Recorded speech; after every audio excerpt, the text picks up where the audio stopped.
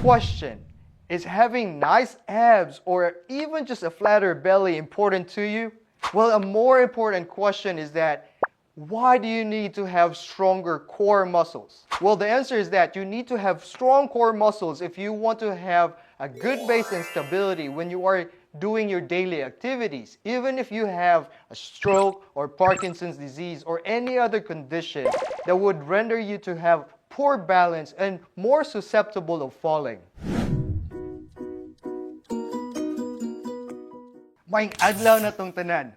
I'm Nathan, I'm your occupational therapist, and my goal is to help you be more consistent with your therapy at home. Today we are diving into the secret sauce of fitness, and that is your core strength. Why? Because a strong core strength or strong core muscles is your ticket to better balance, lesser pain, and to have superhero-like daily powers. Your core muscles, which are the muscles around your belly and even expands towards your back, play a crucial role in controlling the movement and the stability of your pelvis and your spine, which in turn affects the movements of your legs and your upper body. So if you are ready to transform, let's get started. Just a quick reminder before starting any new exercise program, please consult your doctor or your therapist to determine if these exercises are suitable for you. So, the first exercise to improve your core muscle strength and to have flatter belly and better balance is the dead bug. So, most of these exercises are very easy. We can do this on the bed, and some of the exercises are even done sitting down. So the first exercise to strengthen your core muscles is the dead bug. So lie on your bed. You can start doing your core muscle strengthening exercises upon waking up. So imagine that. You can do your muscle strengthening already upon waking up. That is after you pray, of course. You gotta pray and thank God that you're still alive, alright? So let's start with the dead bug. So let's practice first contracting our belly. So that is our core muscles. So try to tighten your belly like somebody's about to punch you in the gut. So what do you do when somebody punches you and you know a punch is coming? You're bracing your belly, right? So contract your belly muscles and then put one hand behind you to make sure close to the small of your back. Put it there to make sure that your spine is not moving everywhere, right? So put your hand there to make sure that you're not crunched over like this. So flat back, and you're just going to move your left leg straight and then bring it back to neutral, and then your right leg straight out like that. Let's practice these two exercises or these two movements first. Contract your belly and move your legs, all right? Let's do 5. 1, 2, 3, 4, and 5. Now let's bring that to the next level, which is really the proper movement of the dead bug. So again, contract your core muscles and then bring your hands up, straight up like that, and then your legs up 90 degrees here, arms straight. Now, this is a good exercise, a good coordination exercise, especially if you had stroke or Parkinson's disease. So, after assuming the starting position, move your leg straight out, your left leg first, and then bring your right arm overhead like this. And then bring it back to neutral position, left arm up, right arm straight out, right leg straight out. All right, bring it back in and up. All right, so I'm going to go slow so you can follow along with me. Right, left leg, right arm,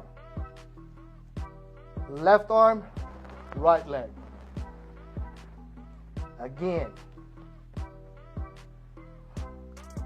left arm up, right leg out.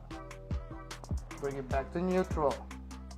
Right arm up, left leg out. Let's do 2 more. Left arm up, right leg out and straight. Right arm up, left leg out and straight. And one more round.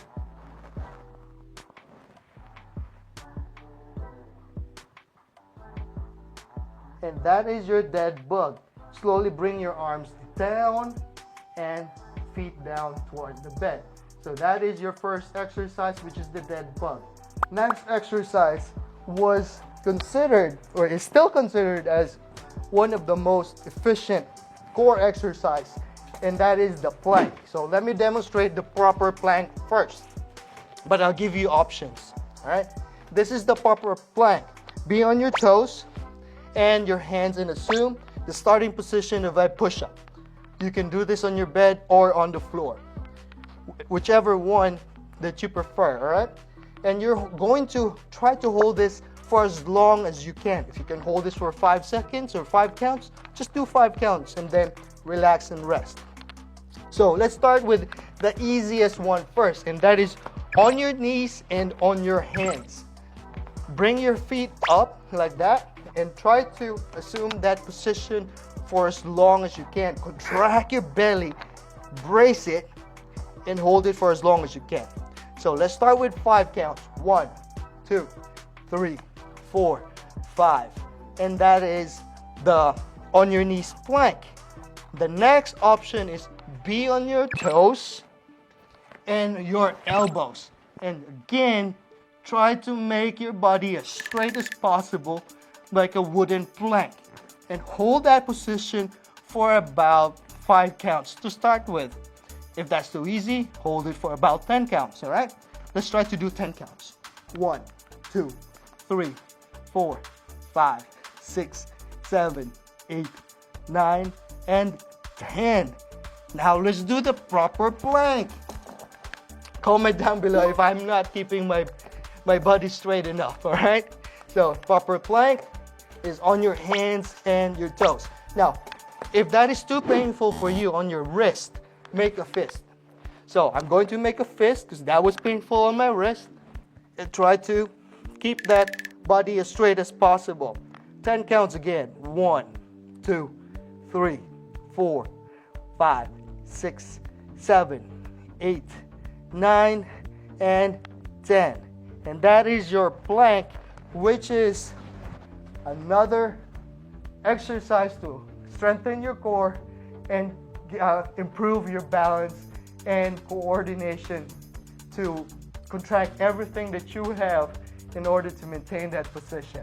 All right, so the next exercise to improve your balance and your core muscle strength and get that flatter belly, you can do this sitting down. But before we do that, I'm going to do the attendance check. So type down below, grateful for. So what are you grateful for? Type it down below. Grateful for the air that I breathe. I'm grateful for the clean water that I have. Or I'm grateful for my mom and my dad. Or I'm grateful for my siblings. So whatever you're grateful for. Now once you watch this video again, type whatever you are grateful for that day. Please try to do these exercises every day. These are easy exercises that you can spread out morning, afternoon, or evening before you go to sleep. Try to do some exercise for your core muscles, all right? So, the next exercise to strengthen your core muscles and get a flatter belly is just a regular belly sucking. So, suck your belly in like this and relax. Inhale and then blow out. Suck your belly in where you're blowing out. See how my belly becomes bigger when I'm breathing in? So if you need more input, a more tactile input or cue, put your hands on your belly and push the belly out when you're breathing in, and then push it down while you're sucking your belly in and blow out all your air. So again, inhale and blow out. Let's do 3 more. Inhale and blow out. From the side to see how big my belly get. And blow out. Inhale and blow out. After doing about 10 repetitions of that, you will feel your belly muscles engage if you're doing it the right way. The last exercise is just a modified crunch. The regular crunch will only give you back pain, neck pain when you're doing the regular crunch or the sit-ups. So we're going to do a sitting up diagonal crunch. So just the elbow to knee crunch. All right, this is what you call the elbow to knee crunch. So sit up straight first and try to bring your right elbow to your left knee, and then do the same on the other side. This is again a very good coordination exercise. Let's do 10. 1, 2, 2, 3, 4, 5, 6, 7, 8, 9, from around 10 and 10. And that is your seated diagonal elbow to knee crunch. Try to do these exercises every day, and better yet, try to measure your belly, how small, or to start, might be a little bit bigger, but after maybe 4 weeks of regular training and exercising your core muscles, and of course diet, try to dial down on your salt intake and sugar intake. Dial down on your bread, your rice, your pasta, and salty food, not just the regular food.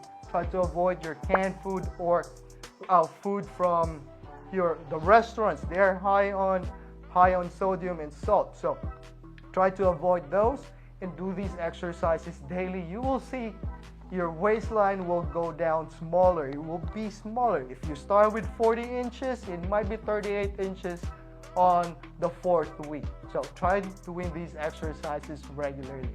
All right, so I hope that you enjoyed that session. It's very simple. You can do this daily. Now, if you know somebody who would greatly benefit from this video, especially those who have stroke, Parkinson's disease, or have difficulty getting up from their beds, please share this to them, or better yet, share this video to your social media accounts so that you can reach to more people who will need this video, who might benefit from this video, especially those who don't have any access to therapy. If you have any questions, suggestions, or comments, just type it down below in the comment section. And just a reminder, consistency is the key and never give up. Until next time, paalam! Shum!